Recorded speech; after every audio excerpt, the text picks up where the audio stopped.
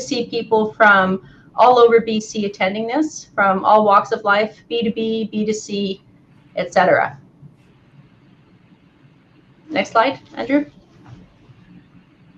Just some housekeeping things. There's a chat window. We will try to get to your questions as much as we can. And thank you very much for sending your questions in advance. We prepared this presentation very much in mind to answering your questions. We will share our contact details, and you will get an email of this presentation later as well. And introductions. Regan? Hi, everyone. My name is Regan Adel. I am our VP of Marketing for a SaaS company that sells software to lawyers based in Vancouver called Clio. I've been in B2B marketing most of my career, which has extended for about 20 years. Warren? Hi, everyone. I'm Warren, and I'm the co-founder of a digital marketing agency called Olometrics. We help a lot of clients in Vancouver, Squamish, and BC with Google ads, Facebook ads, LinkedIn ads, all the ads, you name it. But we really place a strong emphasis on analytics. So we really think that measurement helps to provide businesses with clarity and make smarter decisions. So we like to connect the dots from how much they're spending on ads all the way to how much they're earning back in revenue. Other than that, I'm also a digital marketing instructor at BrainStation here in Vancouver. So. And Robin? Good morning, everyone. My name is Robin Jones, and I've been a marketer for coming up on 30 years now. I was mostly on the client side for the better part of that career, in mostly B2B organizations as well. I'm now sort of retired, but I'm an executive in residence with Accelerate Okanagan, working with a lot of small startups trying to scale. And I also do some instructing and presenting and teaching as well. Okay, thank you, everybody. So to start off with, a lot of the questions focused on digital overload. And what does that look like? So could we first talk about the things that are available? We've got Facebook, we've got Instagram. I've actually lost touch with the amount of channels that are available. So can we have your comments, please, on the digital overload? How do you manage the channels? What are the important channels specifically to you, and what you need to know? Mm-hmm. I could kick it off. So it's going to change for every business in every industry. And it really depends on where your customers are and if you can present yourself on that channel in a way that you can really have a shared conversation with them. You can have an impact with them. So one thing I advise anyone to do is to look at your Google Analytics, look at your acquisition social channels report or your source medium report to see where are people coming to my website from. It's one thing to go, okay, well, TikTok's the latest thing. We need to be on TikTok. And there will be opportunities like that you don't see in Google Analytics because you haven't explored that territory yet. So you always have to keep your eye out to see what else is out there, see what your competitors are doing, read the case studies, but then really ask yourself, are my customers there, and can we show up in a way that really plays to our strengths? Or you have to kind of rethink your strategy when approaching those channels. So, but I would advise to be narrower in your approach and pick only a few platforms that you can have a bigger impact on. So, Robin, on data, what do you do with the data? Yeah, I mean, from my perspective, the data is the most important thing right now, because you've got to use it to make really smart decisions. And the only way you can make really good decisions right now on your spend, your energy, your effort, your focus from a team perspective is to take the data and really mine it and understand how to focus your dollars, your effort, and then the channels, the different channels. So you really need to be looking at your metrics and your core data daily, truly. So Regan, Clio, how do you use that data? Gosh, like what format does it come in? How do you consume it? We use data a lot. We're a very, very data-oriented company.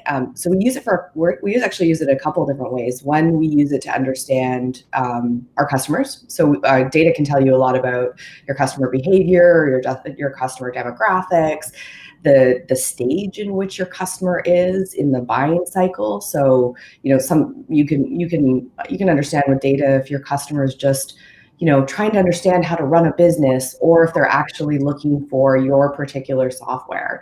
And how you can use that data is you can use it to target more effectively. You can use it to adjust your messaging based on what you know. You can use it to better target content that might be more relevant to them and what they're doing in different stages of their buying cycle. So you can use it for a lot.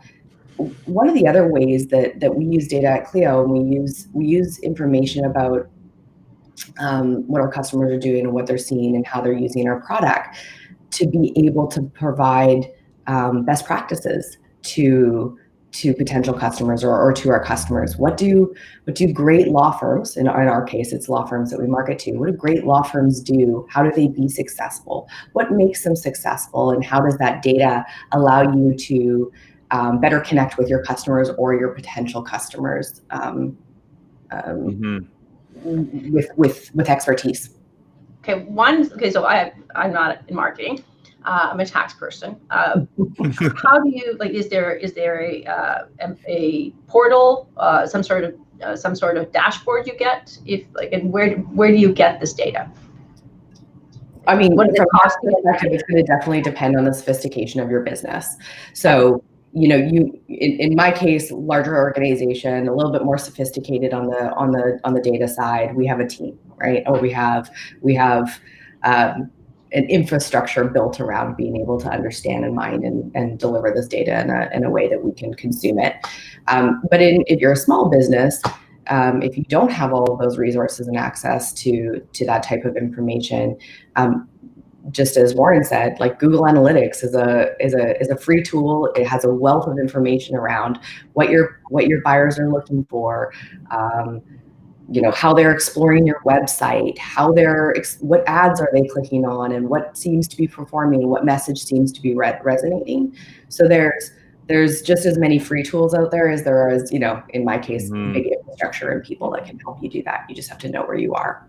Okay, so to get sort of a medium data set, like Warren, what would that cost look like if you wanted to? Oh, well, it's it could depend on your industry, what information you need, but you can do like Reagan said, you can do a lot of it very inexpensively, because Google provides a lot of free tools in order to empower businesses so that they can spend more money on ads, which it's a relationship that we're all part of. But yeah, so tools like Google Search Console, Google Analytics, the two of them actually connect. So Search Console allows you to see what people are searching kind of before they land on your website. So you can kind of discover what products or services might they be searching for that we are showing up for. And that can be really helpful. Maybe the common problem I see is companies using company-centric language instead of customer-centric language. And so it really helps, like Reagan's mentioned, you can understand the voice of your customer. What are they searching? What are their needs? And SaaS companies are really good at this because they can monitor that customer data all the way through the entire customer journey. But yeah, if you want to start adding on extra products, like maybe a dashboarding software or ways to get that information into that software, then you might be looking at licensing fees, and you want to budget maybe $200 to start for a smaller company a month, and then going up to, if you got Tableau Suite, then you're looking at $2,000 and above. Oh, all right. So it depends. That's a great metric. It's it really, there's a big spectrum. So. Okay, just one other point that I think is actually really helpful. Even if you have no money, you can always speak to your customers. customers have, customers in themselves are going to tell you a lot about what they care about, what they want to do, how they found you. And that's a data set in itself. And I just want to add to that, because some of the data right now out there is that customer surveys are getting much higher response rates right now during COVID than ever before. So now's a really good time to engage directly with your customers. Okay. And how effective are chat boxes on websites? Like Sorry? those So you are on a website, pop up can I and say, help hey, you? can we help you? Right? Oh, Yeah. yeah. So I'll just jump in, because I actually at a chat company not too long ago. They're a great live chat, if used properly, can be a great tool. The operative or the glitch there is used properly. It's not something you can set and forget and then just give yourself a check mark on the wall that says I got my live chat installed. It has to be manned. It has to be operated 24/7, frankly. And then if you're not going to operate it 24/7, you have to be really good about your rule setting. Or if you're not going to be operational, and what their next step on their journey is if they can't go through the chat channel that you've enabled. So the key is to just make sure you do it well. And then you get in from live chat into chat bots, which that's a whole other world. Just know that if you go down the path of getting a chat bot put in, it's a lot of work, and it's a lot of you don't want to do that badly. You want to make sure you get a great, database and underneath it to really support clients properly. But if you do it well, then it's a very, very effective tool. Okay. All right, great. So Facebook, it has its supporters and detractors. Yep. How can Facebook help? What shouldn't you do with Facebook if you're going to decide to advertise on Facebook? Well, maybe I'll kick this off. So Facebook, I think most people are aware of this now, but because of Facebook's algorithm, their EdgeRank algorithm, if you are going to do a social, an organic, and that means a non-paid social media strategy, really very, very few people are going to see any of those posts. Instagram is a little bit better, and especially with stories, with being able to reach your audience. But on Facebook, I think it's less than 1% of your posts will reach your audience, or your post will reach less than 1% of your audience without some paid support. So the one thing you could do, and I see businesses doing this all the time, is they go, okay, well, we're just going to boost that post. We're just going to boost that post. We're just going to boost that post. And they get in this cycle of just spending money to kind of get some eyeballs. And that's okay for a short amount of time. But when it really comes down to looking at your marketing channels at the end of the year and going, what was the return on Facebook? Then you don't have an answer for that. And so that's where you need to set up conversion tracking on the other end on your website and saying, okay, when they go from a Facebook post and they go to our website, then what happens? Unless you have that data, then you can't make that decision when it comes to time to start choosing budgets next year. And so that's the one thing I would caution companies on, is you don't want to do that whole posting and guessing for too long. And so what about, following your Facebook ads and seeing when do you judge to pull, when do you judge to tweak? Robin, what would you say to that? Yeah, I'll let Warren Robin? if you're going to say something. Okay. I'll let Warren finish his thought. Okay, I'll finish my thought. So when to pull a Facebook ad, it would be the same as any ad, any Google ad, any platform. As long as you know how much you are paying for a conversion, and let's say a conversion is a thank you form, or get a free quote form on your website, or maybe it's a purchase. As long as you know that you're putting $1 in the machine and you're getting $2 back, or at least that you're getting that money back within an allowable time frame. Maybe it's 90 days for your brand. You know your average customer value in 90 days is $300. But maybe it's $100 a month and you're paying $150 to get that customer in the door, then that's okay, and you can make that cycle keep going. But when you're looking at your ads, and let's say you put $2 in and you're only getting $1 back, then you need to be that's when you pull it and you put it into either a different audience, different ad set. You try different strategy, different platform, but it is very much an iterative approach, and you have to kind of do these almost cycles so that you can get feedback, make the decisions, and then adjust as you go. Yeah, and there is a thing called ad fatigue, right? I mean, you put up one ad, leave it there for 12 months, and expect it to continue to perform the same way for that duration of that time. So there is this notion of ad fatigue, and you just want to pay attention again to your data and your metrics to see, are we starting to see less response, less impact, less conversion from that ad? And that's when you probably need to go in and do a design overhaul or a content overhaul for the ad. Mm-hmm. So Regan, how much do you at Clio spend time or efforts advertising to trade journals, various law journals and law societies? So a couple different answers there. I mean, legal is still paper-based, which is what we are trying to move lawyers off of. But they are still reading journals, and that's still an important mechanism for them. So it is part of our strategy, and certainly not the majority of our strategy. Majority of our strategy is actually online. Majority of our strategy is using a lot of different tactics, both ads, content, and different channels to be able to drive that awareness. But we do print advertising in specific journals where we know it has the right audience. It is challenging though, because it is an expensive channel, and it is a channel that is almost impossible to track.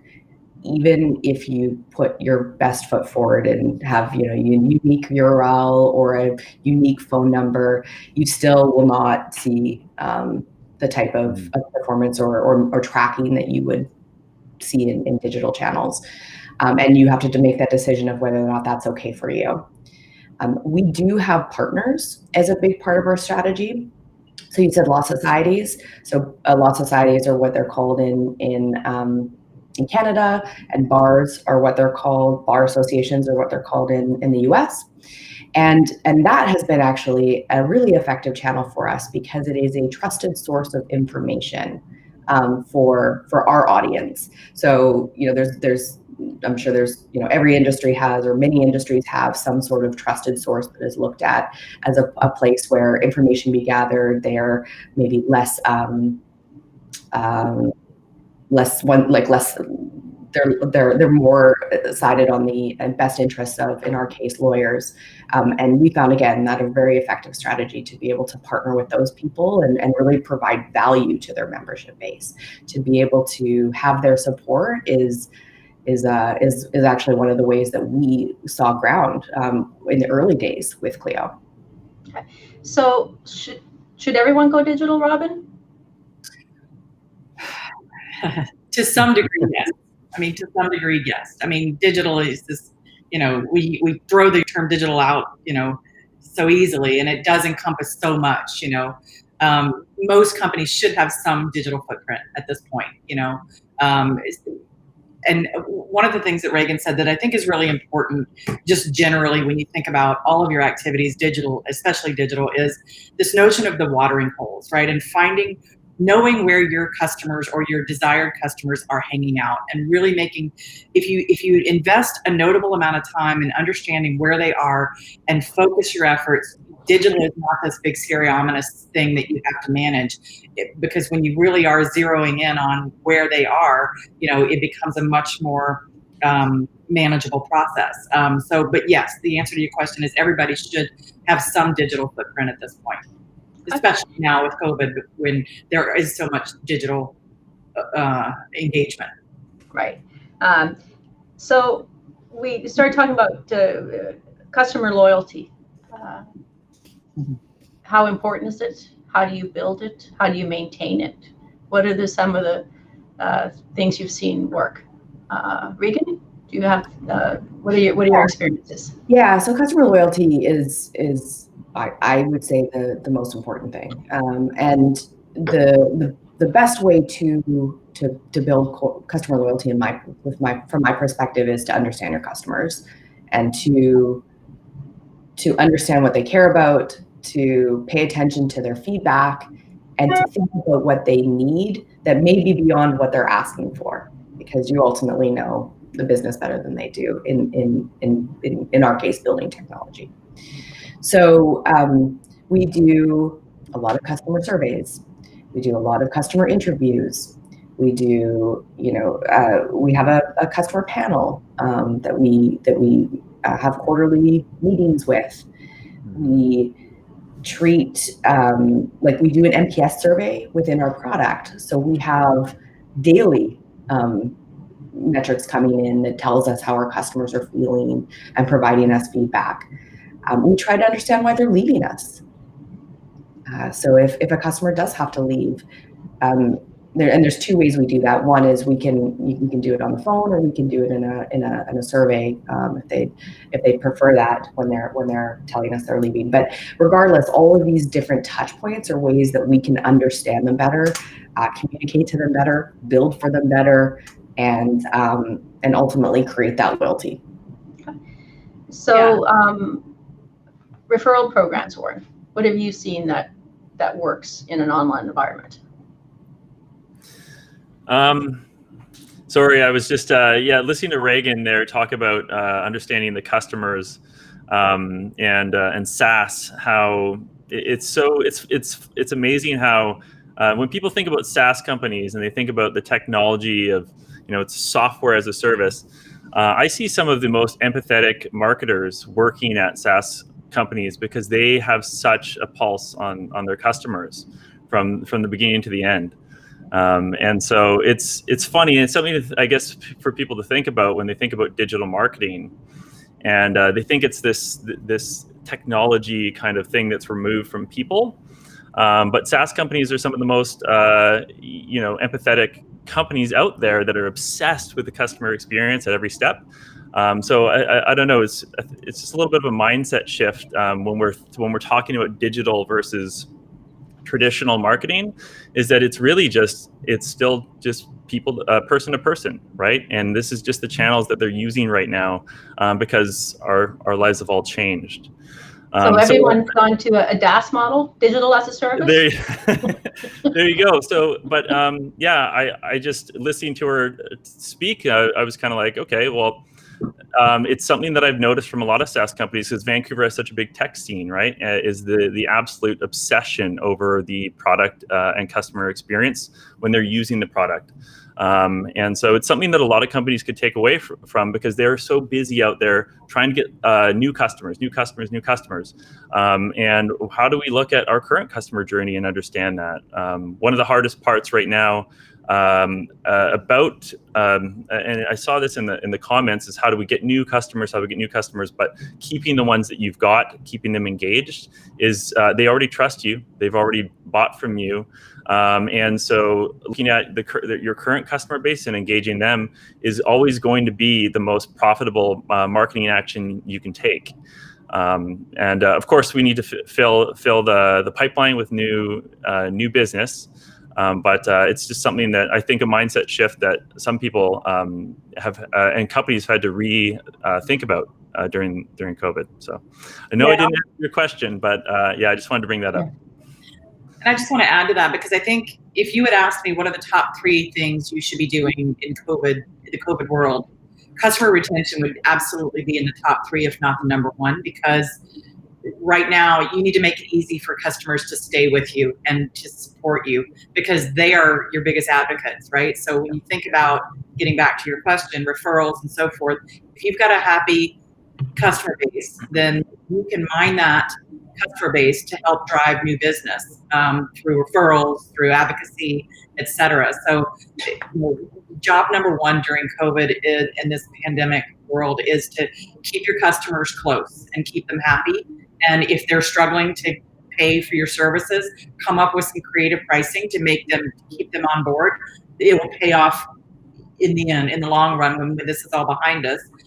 It will pay off to have done everything in your power to keep them close and happy. So, I think that's a real imperative right now. So customer loyalty really drives. Yeah. And so referral programs, do you recommend them so that you actually, I don't know, you pay them in coin? Like, what does that look? What are the parameters around referral programs that you see work? So we have a referral program at Clio, and I'll just put something in context. So when we ask folks, how did you hear about us, and what made you choose Clio? About 44% of them say they chose Clio because they heard about us through a friend or like a colleague, and they trusted those folks. So lawyers refer lawyers, and that makes their buying decision better.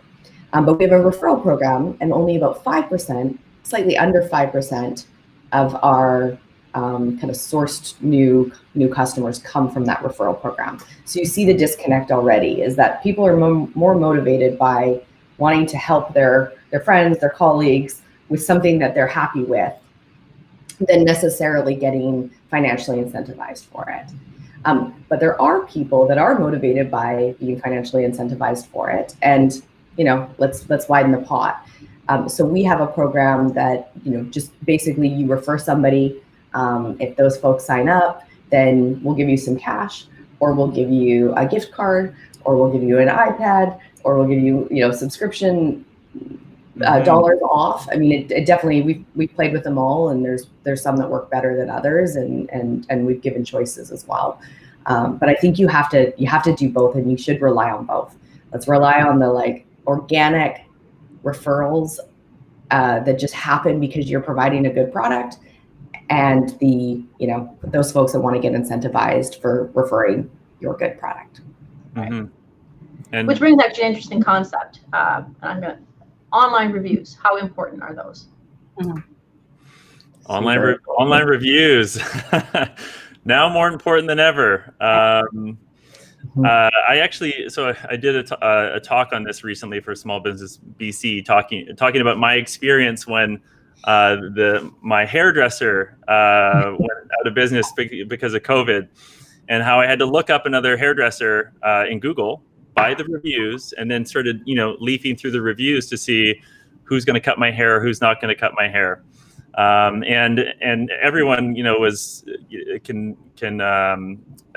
or understands that scenario. They've been there and done that. So right now, because of the big shifts that are happening, it's probably there's more customers switching brands, I would say, than ever before. And things are starting to kind of, somewhat settle now, but especially when this all first happened, there was this flurry of different customer behavior than we were used to seeing.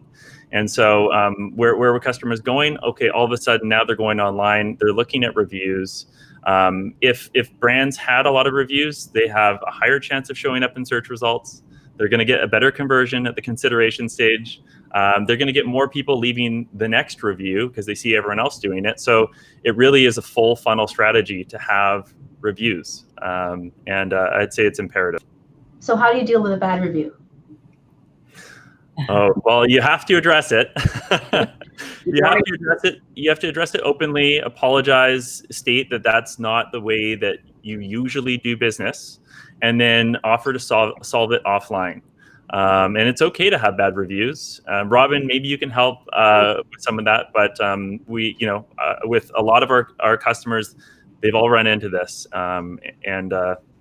Yeah. One thing, when you get bad reviews, if it's something that's almost systemic in your business, then you want to address what you've done to change and improve it, right? Mm-hmm. If you've been called out for something of note, then you need to openly say, thank you for your feedback. We've made some changes in our organization to avoid, this happening again, blah, blah, blah. But show action. Apology is important, but show action for change, because that's really important. And the one thing I want to say about reviews is, I couldn't agree more. I think online reviews are so, so important to any business, and you should not be scared to ask customers to give them to you. If you've got happy customers, make it really easy for them and ask for reviews. And especially right now, because the customers are engaging with businesses at an all-time high level right now. They're responding to surveys. They're at a much higher rate than ever before. Webinar attendance is going up. So many things that had started to decline are actually on the rise again. So now is a phenomenal time to talk to, engage with, and ask your customers for reviews.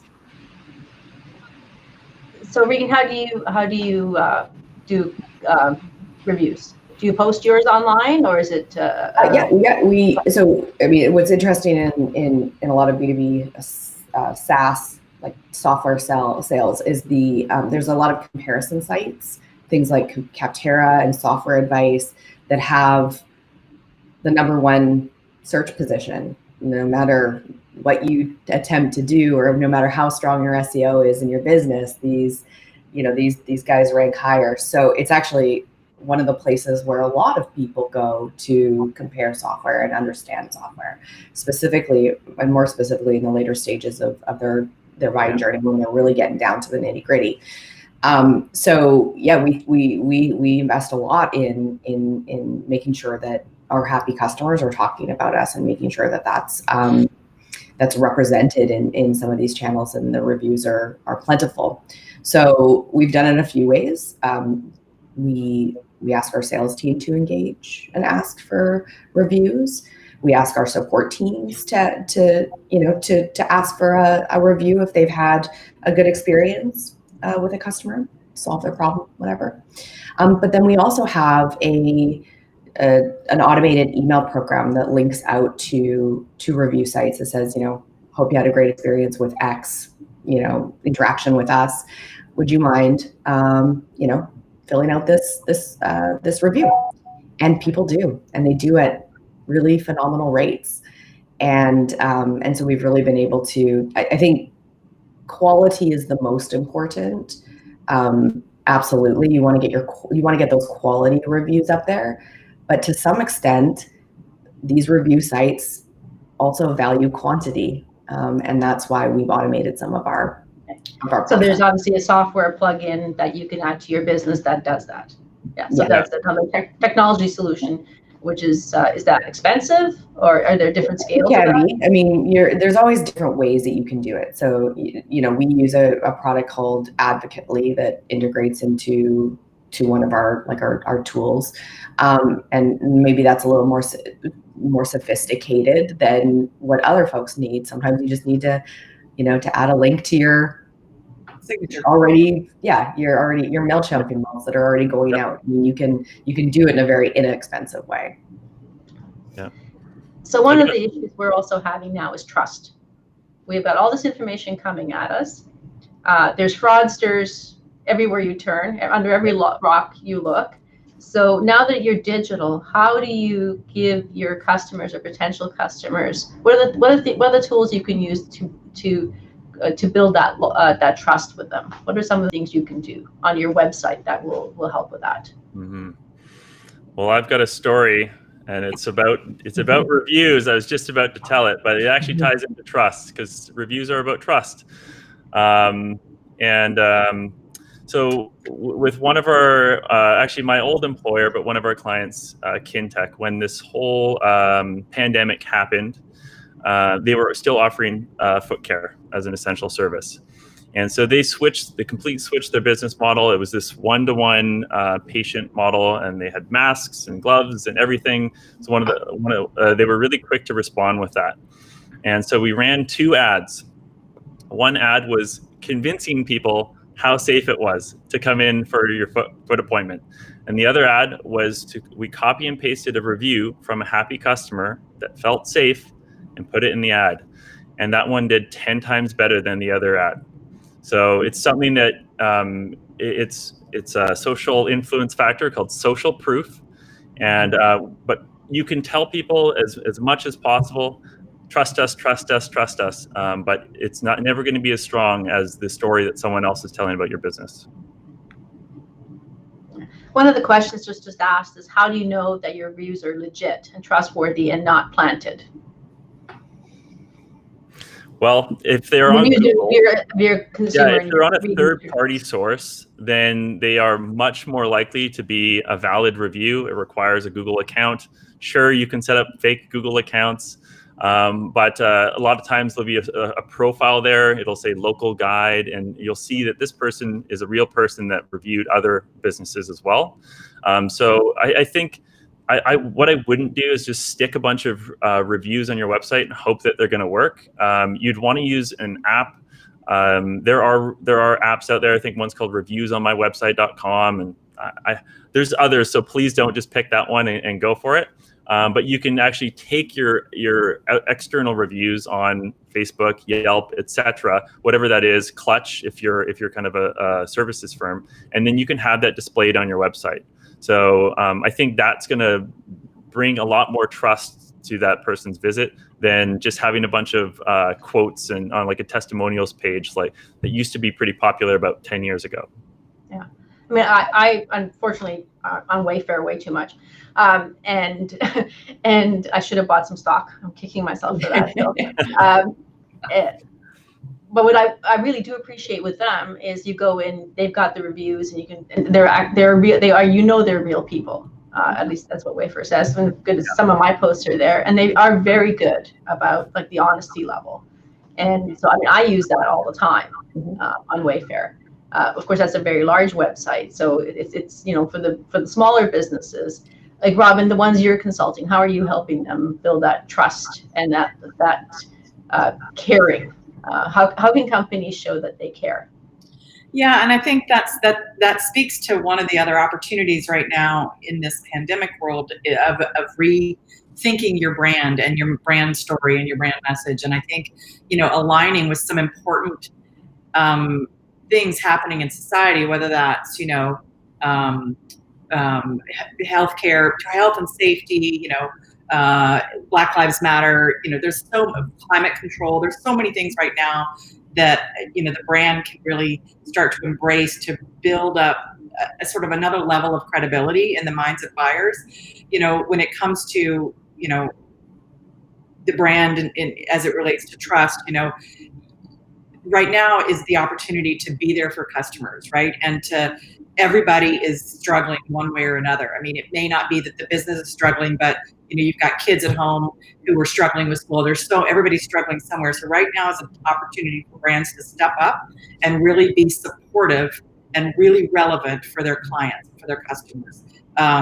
Whether that's through content production or just messaging, right? To put a stake in the ground. I think, who was it? It was Dove that did this. I know that's B2C and big budget B2C example, but they took a pivot on their whole advertising strategy to really be supportive of healthcare workers, and they still wove their products and services into that. But they took a stand for healthcare workers, and Dove was already a very trusted brand, and that trust just went up another notch as a result of that. So there's a big opportunity right now with branding to bring that trust into your brand. Okay, but how do you be authentic, right? Yeah. I mean, let's you have to stay true to who you are, what you sell, and who you sell it to. So you can't, be, I don't want to use any brands. You can't be a brand that's known for, environmental destruction and then come out and say, oh, we're so supportive of climate control. I mean, you got to be real about it, right? You can't go an oil company and yeah, exactly. And say, oh, we'll be solar. Anyway, so, I think you still have to be true to who you are. A good marketer will know, this isn't believable. For us to pivot like this is just not going to be believable. So you have to stay within your the boundaries of your business. But, I think most marketers know when they were about to cross a line that's just not believable and consumable.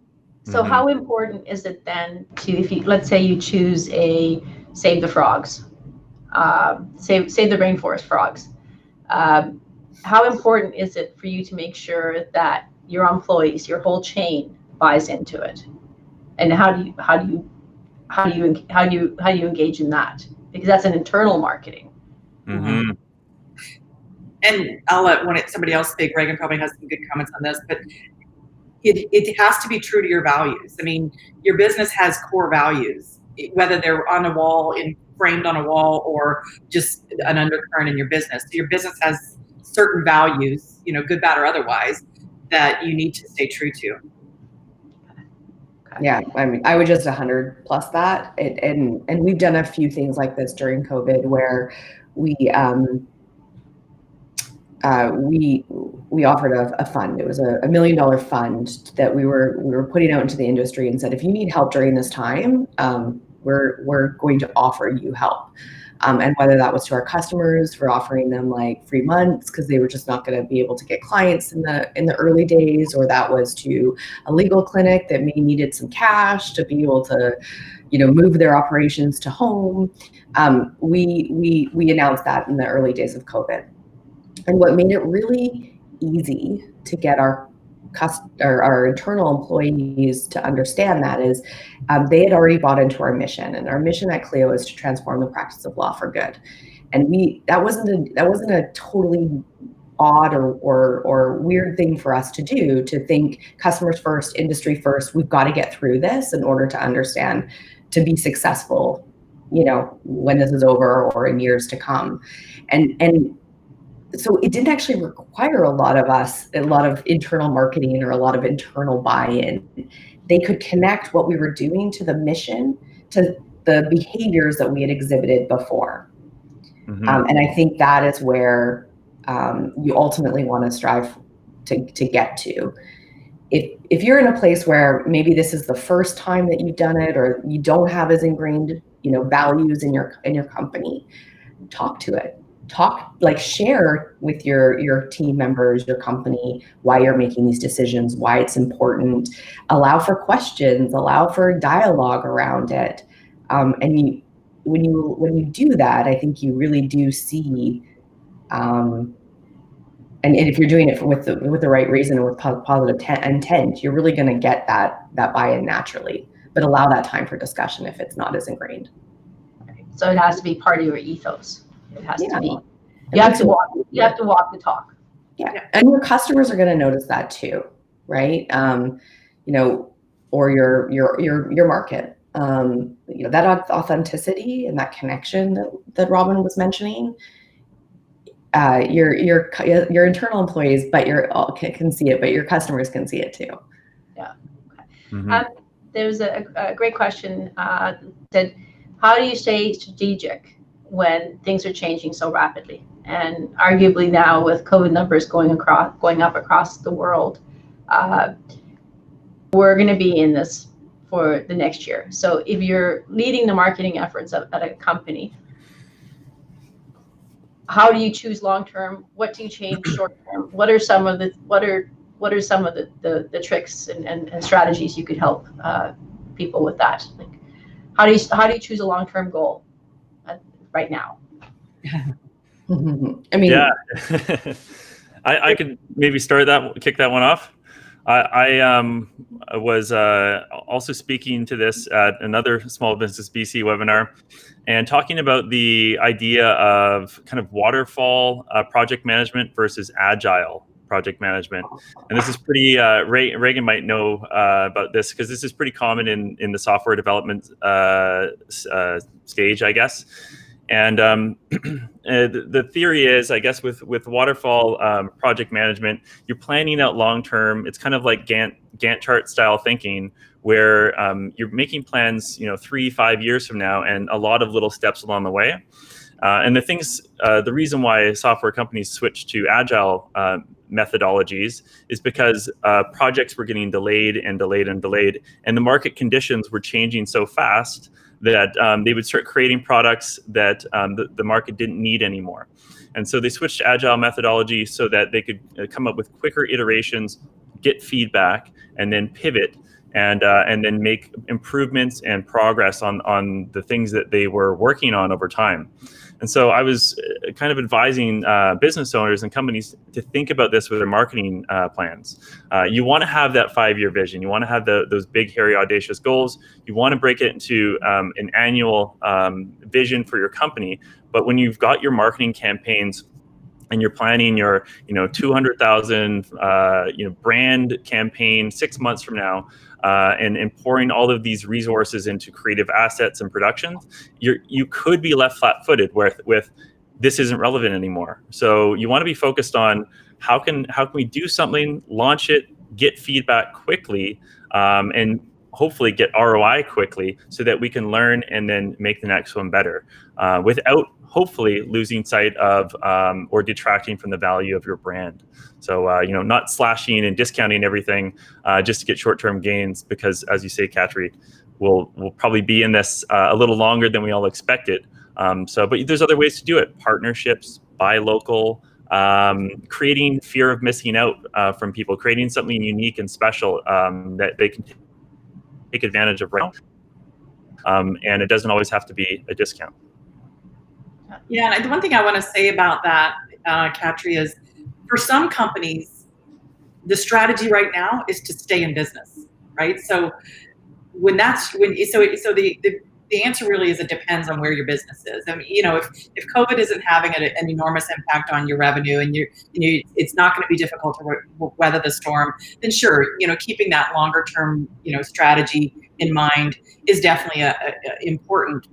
Albeit you still have to be tactical right now and be experimental to survive or to get through this time. But if your business needs to, is at risk because of this, then the strategy is to stay in business at whatever it takes, right? So just a little bit of perspective on the state of your business when you think about strategy, because it can be just a very tactical exercise right now to just try and stay in business.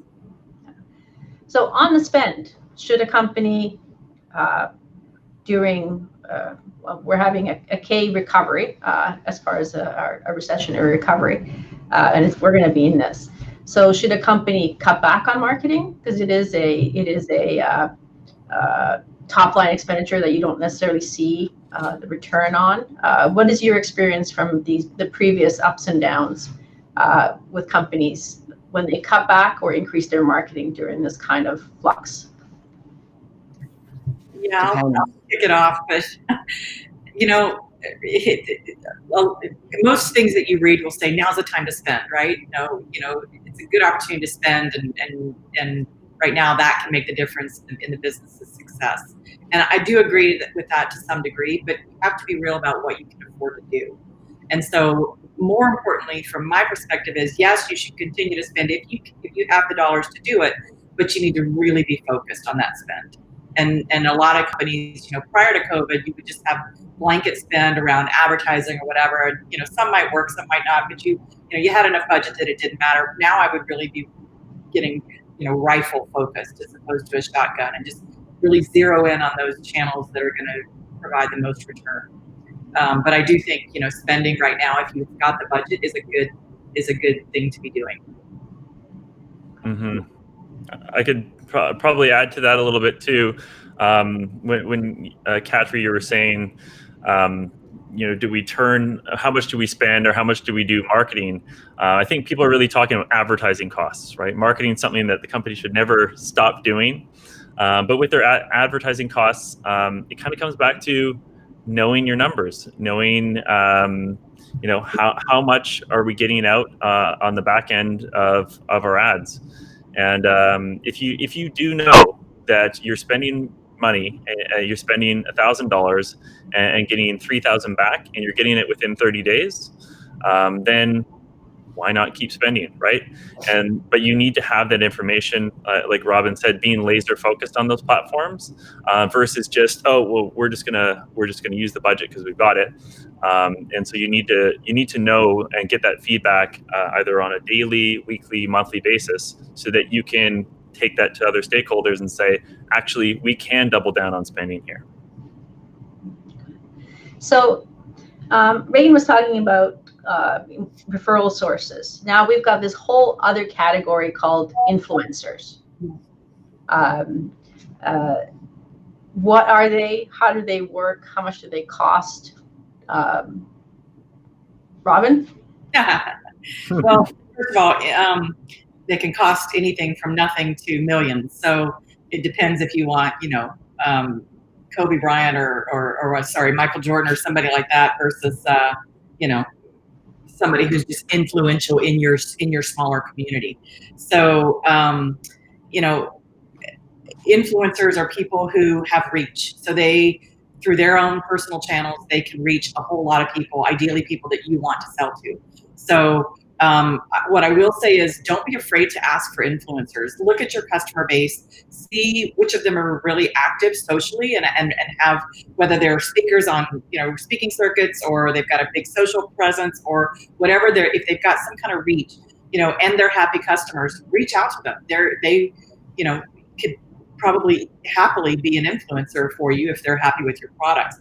And the other thing I'll say is I had a friend who just launched a athletic clothing line not too long ago, and she just randomly reached out to a couple of the women who were in part of the Bachelorette series and had 3 of them say yes and didn't have to pay them much other than free clothes. And all of a sudden she just had enormous reach for getting her message out through these 3 women who are so ridiculously connected because of the Bachelorette. So don't be afraid to ask, I think is my point for influencers. Mm-hmm. So it seems that there's sort of, we've got the Kim Kardashians of the world who, to some of us, will gravitate to products that they promote. To others of us, will run for the hills. So it speaks to, I think, how careful you have to be who your influencers are. And so it seems like we've got these nano or micro influencers, you were referring to them, Warren. So, yeah. I can speak to a little bit to and I have relatively limited experience with influencers. But when I was the marketing director at Kintech, we had kind of an ambassador program. So these were people that were big fans of the brand. And so we would engage them but the hardest part about that is managing it effectively and utilizing those resources, or at least it was for us, right? You could be giving them free clothes and say, okay, just do a couple posts and that's it. We wanted to utilize them a bit differently, use their stories, some races that they had run. And so keeping them accountable and having someone that owns that project, you can't just expect that, hey, they're gonna do the work and stay accountable and promote my business for me, because they might be doing this for 20 other companies too. And influencers, maybe they don't even have a job. So it really depends. Who you're working with, you're going to find the ones that work well for your brand and the ones that don't. But you should definitely have a kind of an organized plan. And Katri, to your point, there's the Kardashians, which I would put in the category of kind of spokesperson, where the value there is it's their reach, but it's also the association of having your brand mentioned by that person. And then there's the nano influencers, where they are kind of the community builders, right? They're the people that are bringing others together. They're talking about a specific interest area, and I think that if you're just providing those people, goods, let's say it's clothing or something along those lines, it's a huge opportunity. There's a question: are there any platforms to find influencers in your certain areas? Reagan, I'm not sure if you. Okay, so there definitely are platforms for searching for influencers.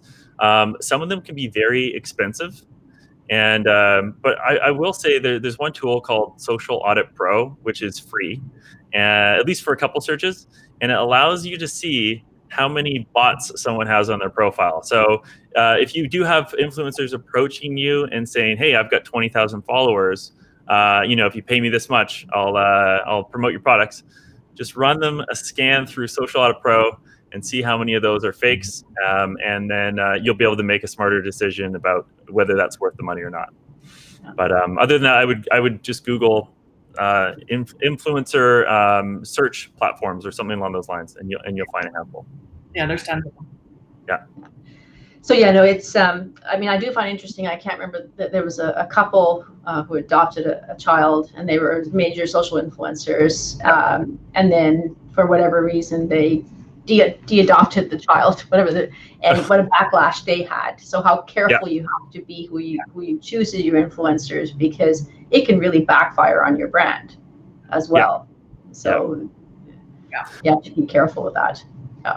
Yeah, I will actually add that there is another tool called BuzzStream, which allows you to search for people that create content relating to the keywords that your business that are important to your business. So let's say, just to stick with a Kintech example, let's say you sell orthotics. You can search for people that are blogging about that topic, and or maybe it's legal software, right? So that is a way to reach people and get people maybe doing some guest posts about your brand. So that's another way to think about influencers besides what most people think, which is just the kind of Instagram, wearing clothes. So there are a lot of other ways to engage with people online and get them to talk about your business. One thing actually I forgot to ask all of you is the cost of Google. I've heard there's clicks and impressions, and how do you manage your cost on Google? Well, go for it, Warren. Take it, Reagan. You can start. I'll chime in, but yeah. Yeah, I mean, I think you manage your costs by, in the simplest form is by watching your performance on a daily basis and making sure that your ad copy is working, testing to see what's working the best, and continuing to iterate and manage through that. Being able to see whether or not what you're driving, what you're advertising is actually converting into what your outcome is, whatever you're trying to sell. I think that's a really simple answer, or really hard to do, but really simple answer around how you manage costs. You set a budget and you manage it, and you make sure you're iterating and testing and watching. But Google can be very expensive if you let it. It can be extremely inefficient if you let it. It is not something that you can just set and forget. And I think that's turn on the taps and. No, you always want to make sure you have budget limits. You always want to make sure that you're watching in on a daily basis, regardless of how big your dollars are and how much money you have to spend, because it can be inefficient. It's going to definitely depend on your market, your audience, and who you're targeting. There's different levels of competition depending on your industry, right? So, in my case, legal software. There is I wouldn't say there's a finite number of lawyers in the U.S. and Canada. There's a even smaller number of lawyers that are looking for software or related content, or even related to what we sell. And there's a lot of competition. So with a finite audience and a lot of competition, every click that we have is actually in the hundreds of dollars. Oof. That's not sustainable when you are not a business of our size, right? So you have to really understand, and you have to really pay attention, and you really have to know what you're targeting, and make sure you're measuring it. And I saw that Biden's campaign ads were appearing on Breitbart. Yeah. You can make sure you can filter out sources too in a lot of your advertising, and probably something they should have. So I think we're coming to the end of an hour. Thank you to the three panelists. That was absolutely wonderful. There's everyone's email address. I don't expect any questions of me, but please feel free to pose questions for the three panelists. And just let you know that our next series, and I'm just trying to find my notes where it is, it's exploring the benefits of ESOPs. How do you use them? What do you do with them? How they help you out? And that's coming up on Wednesday, November 9th.